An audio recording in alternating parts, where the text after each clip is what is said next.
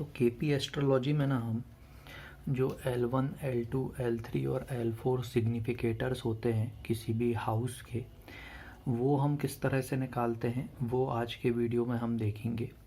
जब आप KP astrology का कोई भी सॉफ्टवेयर यूज़ करते हैं ना, तो ये आपको L1, L2, L3, L4 सिग्निफिकेटर्स जो हैं ये निकले हुए मिल जाते हैं, लेकिन कैसे निकाले जाते हैं ये चीज़ें हमें समझना है।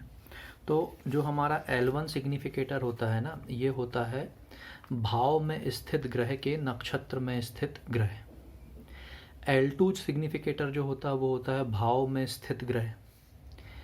L3 जो होता है वो होता है भाव स्वामी ग्रह के नक्षत्र में स्थित ग्रह। और L4 जो होता है वो होता है भाव स्वामी ग्रह। L1, L2, L3 और L4। तो सबसे पहले हम L2 निकालेंगे, उसके बाद में फिर L1 निकालेंगे, फिर हम L4 निकालेंगे और उसके बाद में फिर हम L3 निकालेंगे। इस तरह से ये हम निकालते हैं। ये एक टेबल होती है हमारी जिसमें 1 से लेकर 12 तक के भावों की एंट्री होती है और कॉलम में जो है L1, L2, L3 और L4 लिखा होता है।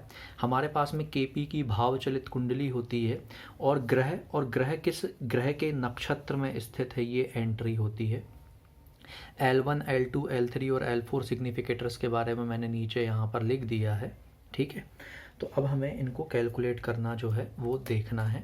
तो शुरू में पहले एग्जांपल में मैं धीरे धीरे एकदम आपको ये सॉल्व करके बताऊंगा ताकि आपको चीज़ें जो है अच्छे से समझ में आ जाए। L2 सबसे पहले मैं L2 निकालूंगा। L2 है भाव में स्थित ग्रह के नक्षत्र में स्थित ग्रह, ये L1 है मतलब, और L2 जो है वो है मेरा भाव में स्थित ग्रह। L2 भाव में स्थित ग्रह। तो यहाँ पर देखिए पहले भाव में कौन सा ग्रह स्थित है, पहले भाव में कोई भी ग्रह स्थित नहीं है तो हम इसे ब्लैंक छोड़ देंगे। और जब यहाँ पर L2 में कोई भी ग्रह नहीं है तो ऐसा मतलब यहाँ पर चूंकि ब्लैंक है L2 की एंट्री, तो L1 की एंट्री भी जो है वो ब्लैंक हो जाएगी। फिर हम L4 देखेंगे। L4 क्या है, भाव स्वामी ग्रह। यहाँ पर पहले भाव में 1 नंबर की राशि लिखी हुई है और जो 1 नंबर की राशि होती है एरीज मतलब कि मेष राशि, उसका जो स्वामी होता है वो मंगल होता है। तो L4 में हम लिख देंगे मंगल मतलब कि मार्स। अब L3 में हमें क्या देखना है, भाव स्वामी ग्रह के नक्षत्र में स्थित ग्रह, मतलब कि मार्स के नक्षत्र में कौन कौन से ग्रह स्थित है, मतलब ऐसे कौन से प्लैनेट्स हैं जिनका जो नक्षत्र स्वामी ग्रह है, जिनका जो स्टार लॉर्ड है वो मार्स है। तो यहाँ से हम चेक करना शुरू करेंगे तो सिर्फ वीनस जो है, वीनस का नक्षत्र स्वामी ग्रह जो है वो मार्स है। तो यहाँ पर हम वीनस लिख देंगे, ठीक है। अगला दूसरा समझते हैं अब हम। दूसरे भाव के लिए सबसे पहले हम L2 निकालेंगे। L2 का मतलब है भाव में स्थित ग्रह। तो यहाँ पर भाव में कौन सा ग्रह स्थित है, भाव में यहाँ पर जुपिटर स्थित है। तो चूंकि यहाँ पर भाव में जुपिटर स्थित है, अब हम L1 निकालेंगे भाव में स्थित ग्रह के नक्षत्र में स्थित ग्रह। मतलब हम ये देखेंगे कि जुपिटर के नक्षत्र में कौन कौन से ग्रह स्थित हैं। तो हम यहाँ पर HTL में चेक करेंगे स्टार लॉर्ड में, तो जुपिटर जो है वो जुपिटर के नक्षत्र में है। तो यहाँ पर हम जुपिटर लिख देंगे। क्या कोई और प्लेनेट है जुपिटर के नक्षत्र में, नहीं है। फिर इसके बाद में अब हम L4 निकालेंगे। L4 क्या है, हमारा भाव स्वामी ग्रह। यहाँ पर 2 नंबर की राशि लिखी हुई है जो हमारी वृषभ राशि होती है, तो उसका जो स्वामी है वो वीनस होता है। तो हम यहाँ पर वीनस लिख देंगे। अब हम देखेंगे कि वीनस के नक्षत्र में कौन कौन से ग्रह स्थित हैं। यहाँ पर आप देखिए वीनस के नक्षत्र में कोई भी ग्रह स्थित नहीं है, तो हम जो है इसे इस तरह से ब्लैंक छोड़ देंगे। फिर इसके बाद में तीसरा, ठीक है, जो हमारा भाव नंबर 3 है उसको हम देखेंगे। यहाँ पर 2 ग्रह बैठे हुए हैं। सबसे पहले हम L2 निकालेंगे भाव में स्थित ग्रह। तो यहाँ पर 2 ग्रह हैं भाव में, मून है और फिर केतु है। तो ये हम मून और केतु यहाँ पर लिख देंगे। अब हम एक एक करके चेक करेंगे बारी बारी से, ठीक है। मून को हम चेक करेंगे कि ऐसे कौन कौन से ग्रह हैं जो कि मून के नक्षत्र में स्थित हैं। तो यहाँ पर हम चेक करेंगे तो यहाँ पर मून के नक्षत्र में कोई भी ग्रह नहीं है। और अगला फिर हम चेक करेंगे केतु। यहाँ पर आप देख सकते हैं कि यहाँ पर केतु के नक्षत्र में भी कोई भी ग्रह नहीं है, ठीक है। इसके बाद में फिर हम देखेंगे L4 जो कि क्या होता है, भाव स्वामी ग्रह। यहाँ पर 3 नंबर की राशि लिखी हुई है जिसका जो स्वामी है वो मरकरी होता है। अब हमें L3 चेक करना है, मतलब कि मरकरी के नक्षत्र में कौन कौन से ग्रह हैं। तो यहाँ पर हम देखेंगे तो यहाँ पर कोई भी प्लैनेट जो है वो मरकरी के नक्षत्र में नहीं है, तो हम यहाँ पर इसे ब्लैंक छोड़ देंगे। फिर हम चौथे में आएंगे, तो चौथे का जब हम L2 निकालेंगे, हाउस जब हम मतलब हाउस नंबर 4 का जब हम L2 सिग्निफिकेटर निकालेंगे, तो चूँकि यहाँ पर कोई भी ग्रह नहीं है तो ये हमारा ब्लैंक हो जाएगा। चूँकि L2 ब्लैंक है तो L1 भी ब्लैंक हो जाएगा। फिर यहाँ पर हम देखेंगे चौथे भाव का जो स्वामी L4 सिग्निफिकेटर वो क्या है, मून है।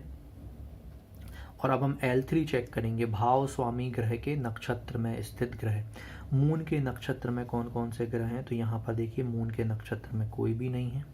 ठीक है, मतलब कि यहाँ से अब हमारा इंटरप्रिटेशन क्या है कि अगर हमें चौथे भाव के फल चाहिए हैं तो सबसे प्रबलता से चौथे भाव के फल कौन देगा, सिर्फ मून देगा। ठीक है, इसके बाद में फिर अब हम 5 पे आते हैं। यहाँ पर देखिए L2 चूँकि कोई भी ग्रह स्थित नहीं है तो ये ब्लैंक हो जाएगा, और चूँकि L2 ब्लैंक है तो L1 भी फिर हमारा जो है वो ब्लैंक हो जाएगा। फिर यहाँ पर भाव स्वामी ग्रह हम L4 निकालेंगे तो 5 नंबर की राशि का जो रूलर है वो सन होता है।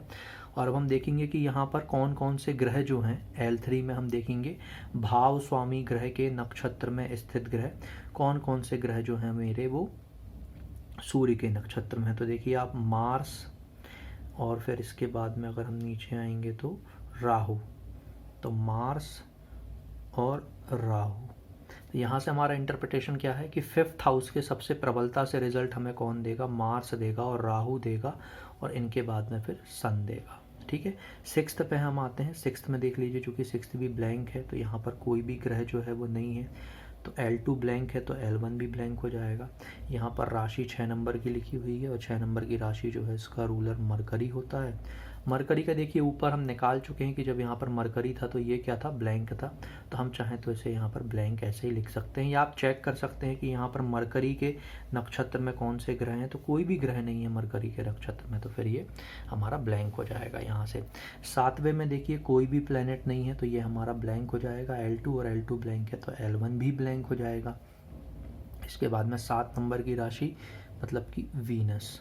ठीक है, 2nd नंबर की राशि और 7 नंबर की राशि का जो रूलर है वो वीनस होता है। अब हम देखेंगे यहाँ पर वीनस के नक्षत्र में कौन सा ग्रह है, कोई भी नहीं है।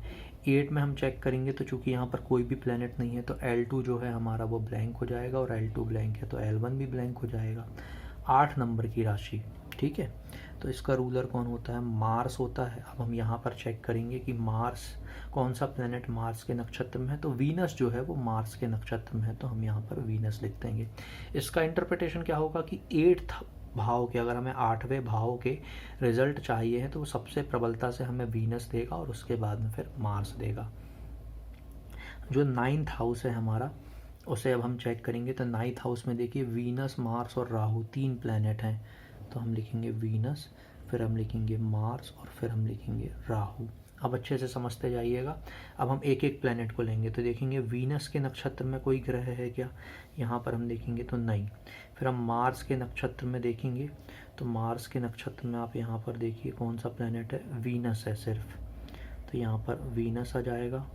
फिर यहाँ पर राहु जो है, राहु के नक्षत्र में अब हम चेक करेंगे तो सूर्य जो है वो राहु के नक्षत्र में है बस, तो यहाँ पर क्या आ जाएगा, सन आ जाएगा। इसके बाद में अब हम क्या करेंगे, 9 नंबर के जो राशि है, भाव स्वामी है ना, इसका जो रूलर होता है वो जुपिटर होता है। ठीक है, अब हम देखेंगे कि जुपिटर के नक्षत्र में कौन कौन से ग्रह हैं, तो हम जानते हैं कि सिर्फ जुपिटर ही है जो कि जुपिटर के नक्षत्र में है, तो ये हम जुपिटर लिख देंगे। मतलब अब हमें यहाँ पर 9th हाउस के सबसे प्रबलता से फल कौन देगा, वीनस देगा और सन देगा। ठीक है, ऐसे समझिएगा। ठीक है, अब 10वें भाव में हम देखेंगे तो यहाँ पर देखिए कौन सा प्लेनेट लिखा हुआ है, सन लिखा हुआ है। ठीक है, फिर चूंकि यहाँ पर सन है तो अब हमें देखना है कि सन के नक्षत्र में कौन कौन से प्लैनेट्स हैं। तो देखिए आप सन के नक्षत्र में यहाँ पर देखिए मार्स है और उसके बाद में फिर राहु है, तो हम यहाँ पर मार्स लिख देंगे और फिर राहु लिख देंगे। इसके बाद में फिर अब हम जुपिटर का चेक करेंगे, जुपिटर का नहीं मतलब अब हम L4 चेक करेंगे तो यहाँ पर देखिए 10 नंबर की राशि लिखी हुई है जिसका जो रूलर है वो कौन होता है, सैटर्न होता है। तो अब हम देखेंगे कि सैटर्न के नक्षत्र में कौन कौन से ग्रह हैं, तो मून, मरकरी, ठीक है, और इसके बाद में फिर सैटर्न और केतु। देख लीजिए एक बार और, मून, मरकरी, सैटर्न और केतु। तो हम यहाँ पे क्या लिख देंगे, मून, मरकरी, सैटर्न और केतु, ठीक है। फिर इसके बाद में हम 11th हाउस पे आएंगे। तो यहाँ पर देखिए कौन कौन से प्लैनेट्स हैं, मरकरी और सैटर्न है। तो यहाँ पर हम मरकरी लिख देंगे, यहाँ पर हम सैटर्न लिख देंगे L2 में, भाव में स्थित ग्रह में। अब हमें L1 चेक करना है, भाव में स्थित ग्रह के नक्षत्र में स्थित ग्रह। तो हम देखेंगे मरकरी के नक्षत्र में कौन कौन से प्लैनेट्स हैं। मरकरी के नक्षत्र में कोई भी प्लैनेट नहीं है। सैटर्न के नक्षत्र में हम लिख चुके हैं मून, मरकरी, सैटर्न, केतु। तो हम यहाँ पर लिख देंगे मून, मरकरी, सैटर्न और फिर केतु।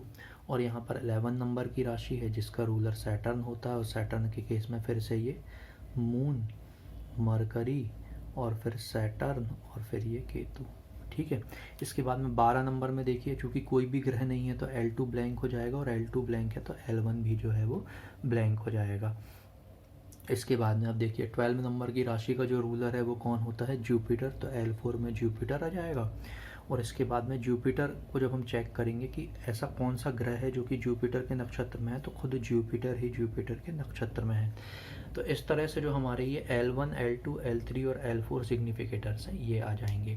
तो इससे हमें क्या समझ में आता है, देखिए कि अगर हमें पहले भाव के रिजल्ट चाहिए हैं, ठीक है, तो वो वीनस और मार्स से मिलेंगे। अब इसका हम उपयोग कहाँ करते हैं, मान लीजिए जातक आपके पास में आया है कि जातक की आपको शादी करवानी है। तो शादी के लिए हमें केपी के हिसाब से 2, 7 और 11 की ज़रूरत पड़ती है, ठीक है। दूसरे भाव के रिजल्ट हमें कौन दे रहा है, जुपिटर, 7वें भाव के वीनस और 11वें भाव के देखिए मून, मरकरी, सैटर्न, केतु। फिर यहाँ पर mercury, Saturn, moon, mercury, Saturn, Ketu, ठीक है। तो अब यहाँ पर अगर आप देखेंगे तो आपको एक तरह से ये चेक करना पड़ेगा कि ऐसे ग्रहों की महादशा, अंतरदशा और प्रत्यंतर दशा आनी चाहिए जो कि 2, 7 और 11 के सिग्निफिकेटर हों, और उसी के साथ में 6, 6वां भाव, 8वें भाव और 12वें भाव के सिग्निफिकेटर ना हो। ये मतलब मैं आपको आगे चल के बताऊंगा। तो दोस्तों आज के वीडियो में ना मैंने आपको ये एक एग्जाम्पल करवाया है। इसके बाद में 2 एग्जाम्पल्स जो हैं वो आपको होमवर्क में रहेंगे, वो आपको प्रैक्टिस करनी है, नहीं तो फिर मैं आगे वीडियो बना के जो है वो सॉल्व करवाऊंगा, ठीक है। तो मैं आपको वो एग्जाम्पल्स बता दे रहा हूँ जो कि आपके लिए होमवर्क में है। एक ये एग्जाम्पल है दोस्तों जो कि आपके लिए होमवर्क में है। ये वाला एग्जाम्पल भी आप लोगों के लिए होमवर्क में है, ठीक है। तो एक क्वेश्चन मैंने आपको सॉल्व करवा दिया है। आपको सॉल्व करते समय ध्यान रखना है, L1 मतलब कि भाव में स्थित ग्रह के नक्षत्र में स्थित ग्रह, L2 मतलब कि भाव में स्थित ग्रह, L3 मतलब कि भाव स्वामी ग्रह के नक्षत्र में स्थित ग्रह, और L4 मतलब कि भाव स्वामी ग्रह। तो ये एक जो मैंने प्रैक्टिस करवा दी है वो आप प्रैक्टिस करेंगे, और बाकी के जो 2 मैंने आपको एग्जाम्पल होमवर्क में दिए हैं वो आप कीजिएगा। अगर आपको कोई डाउट होता है तो आप कमेंट सेक्शन में पूछ सकते हैं। मैं आगे मतलब ये 2 एग्जाम्पल्स पर भी वीडियो बनाकर जो है आपको क्लियर कर दूंगा, ठीक है दोस्तों। मिलते हैं आपसे अगले वीडियो में, तब तक के लिए नमस्ते।